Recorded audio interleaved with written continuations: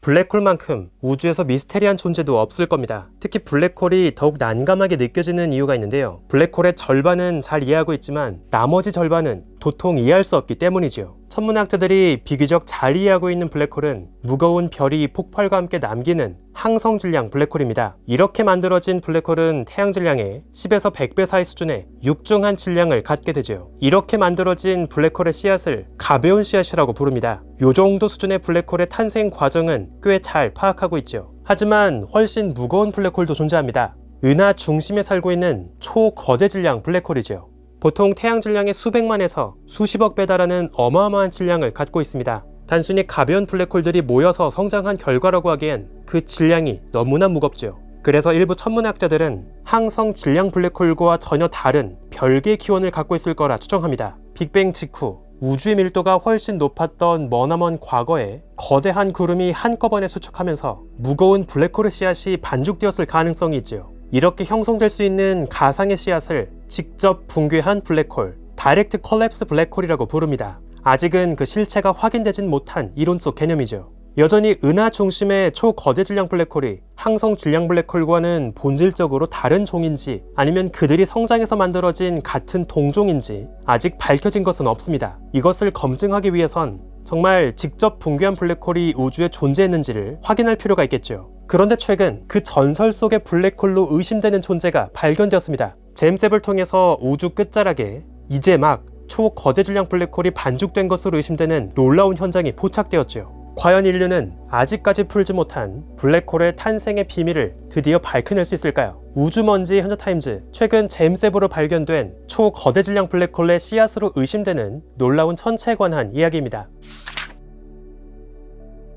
닭이 먼저냐 계란이 먼저냐, 천문학에도 이런 비슷한 논쟁이 있습니다. 바로 블랙홀이 먼저냐 은하가 먼저냐 하는 질문인데요. 거의 모든 은하 중심엔 초거대 질량 블랙홀이 살고 있습니다. 게다가 흥미로운 건 초거대 질량 블랙홀은 딱 은하 중심부의 1000분의 1 정도만큼만 무겁다는 겁니다. 많은 은하들이 놀라울 정도로 이 깔끔한 관계를 잘 따라가죠. 이건 블랙홀과 은하가 서로 밀접하게 연관되어 있다는 것을 의미합니다. 하지만 아직까지 블랙홀과 은하 둘 중에서 누가 먼저 만들어진 건진 밝혀지지 않았죠. 일단 은하가 먼저 만들어지고 나서 은하 중심에 물질이 모여들고 나중에 블랙홀이 만들어지는 건지, 아니면 블랙홀이 먼저 탄생하고 그 주변에 물질이 모여들면서 은하가 완성되는 건지 확실치 않습니다. 말 그대로 천문학에서의 닭과 계란 논쟁이라고 볼 수 있죠. 아무리 모든 걸 빨아들이는 블랙홀이라 하더라도 무작정 폭풍 성장을 하진 않습니다. 블랙홀의 성장 속도에도 한계가 있는데요. 블랙홀에 빨려 들어간 물질은 아주 빠른 속도로 블랙홀 곁을 맴돌게 됩니다. 그리고 뜨겁게 달궈진 강착 원반을 이루죠. 지나치게 뜨거워진 강착 원반은 거의 모든 종류의 파장에서 에너지를 방출합니다. 가시광, 적외선, 자외선, X선, 감마선까지 강력한 에너지를 발산하죠. 오히려 블랙홀로 끌려오던 물질이 더 이상 끌려오지 못하게 밖으로 밀어내는 압력을 만들기도 합니다.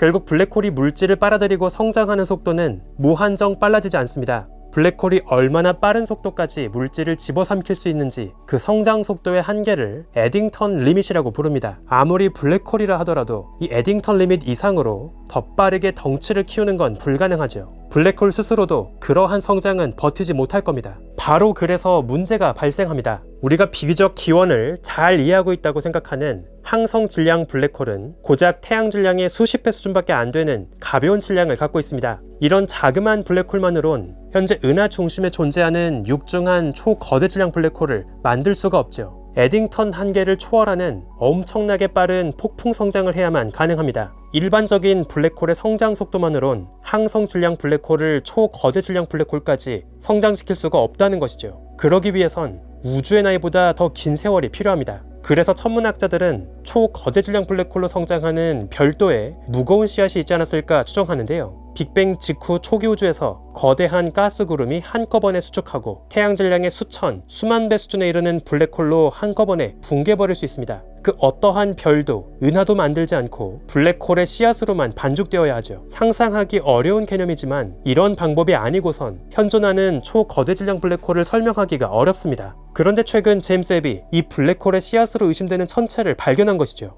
천문학자들은 제임스 웹을 통해 판도라 은하단을 관측했습니다. 수천 개의 은하들이 모여있는 은하단 너머 먼 배경우주에 희미하게 빛나는 아주 먼 은하 11개를 새롭게 발견했죠. 육중한 은하단의 중력으로 인해서 그 주변 시공간이 휘어지게 되고 더 머나먼 배경 우주의 빛이 밝게 보이는 중력 렌즈 덕분에 가능했습니다. 덕분에 천문학자들은 빅뱅 이후 우주가 5억 년밖에 되지 않았을 때 존재한 흐릿한 원시 은하의 모습을 볼 수 있었죠. 천문학자들은 제임스 웹이 포착한 이 11개의 원시 은하들 중심에서 갓 반죽되고 있는 블랙홀의 씨앗이 있진 않을지 확인해 보고자 했습니다. 만약 한창 반죽되고 있는 블랙홀의 씨앗이 있다면 그 주변에 뜨겁게 달궈진 원반에서 새어나오고 있는 X선의 빛의 흔적을 볼 수 있겠죠. 이를 검증하기 위해서 나사의 찬드라 X선 우주망원경으로 제임스 웹이 발견한 11개의 원시 은하를 다시 겨냥했습니다. 그리고 흥미롭게도 딱 한 곳에서 뚜렷한 X선을 포착했죠. 제임스 웹에 비하면 찬드라의 분해능은 훨씬 떨어지긴 하지만 정확히 제임스 웹이 발견한 그 은하가 있는 바로 그 자리에서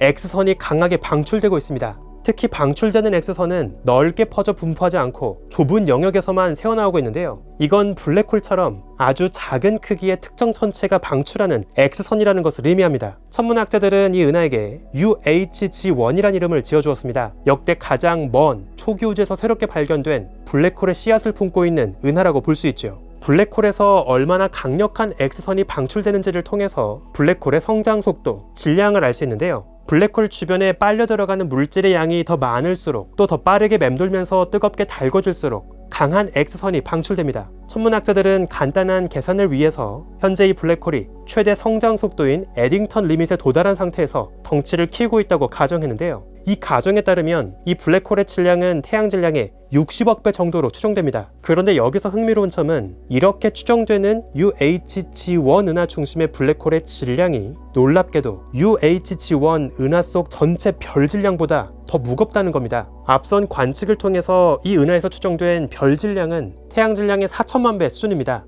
보통 은하 중심 초거대 질량 블랙홀이 아무리 무거워봤자 은하 전체 질량엔 한참 못 미칩니다. 은하 중심부에 비해서 1000분의 1밖에 안 되는 비교적 가벼운 질량을 갖고 있으니까요. 그런데 놀랍게도 제임스 웹은 빅뱅 직후 초기 우주에서 자신의 별 질량보다 더 무거운 블랙홀을 품고 있는 하극상 은하를 발견한 겁니다. 바로 이를 근거로 천문학자들은 이 블랙홀이 거대한 구름이 한꺼번에 반죽되며 별과 은하가 만들어지기도 전에 탄생한 블랙홀의 무거운 씨앗일 수 있다고 추정합니다. 이 블랙홀이 먼저 만들어졌고 그 다음 주변에 추가로 물질이 모여들면서 현재 별들이 만들어졌다고 볼 수 있죠.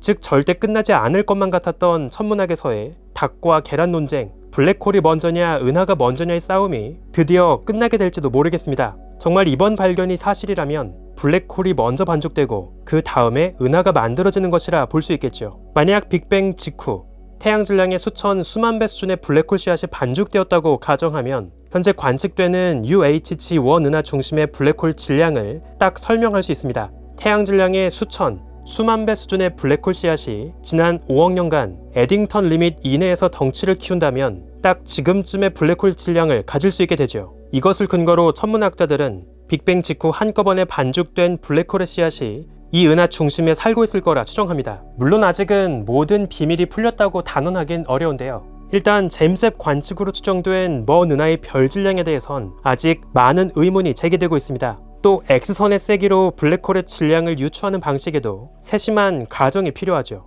만약 블랙홀 주변에 짙은 먼지 구름이 에워싸고 있다면 블랙홀에서 방출된 빛은 또다시 먼지 구름에 반사되고 실제보다 더 강한 X선이 방출되는 것처럼 보일 수도 있습니다. 그리고 실제보다 블랙홀의 질량을 더 무겁게 보이게 만드는 착각을 일으킬 수 있죠. 천문학자들은 이러한 다양한 상황을 가정하고 블랙홀의 질량이 얼마나 다르게 추정될 수 있는지 그 범위를 따져봤는데요. 그 결과 UHG1 은하 중심의 블랙홀 질량은 태양 질량의 1000만 배에서 1억 배 수준까지 줄어듭니다. 하지만 여전히 무겁죠. 은하의 별 질량보단 줄긴 했지만 여전히 은하 전체 질량의 4분의 1 수준까지는 무겁습니다. 즉 여전히 부담스러운 블랙홀인 것은 분명해 보이죠. 제임스 웹이 올라가기 전까지 우린 이렇게까지 먼 우주를 보지 못했습니다. 현재 제임스 웹이 보여주고 있는 머나먼 우주의 모습은 모두 우리가 처음 만나고 있는 세계죠. 그래서 여전히 천문학자들은 조심스러운데요. 제임스 웹이 보여주고 있는 먼 우주의 모습을 곧이곧대로 받아들여도 될지 경이로움과 두려움이 섞여 있죠. 천문학자 칼 세건은 이런 이야기를 한 적이 있습니다.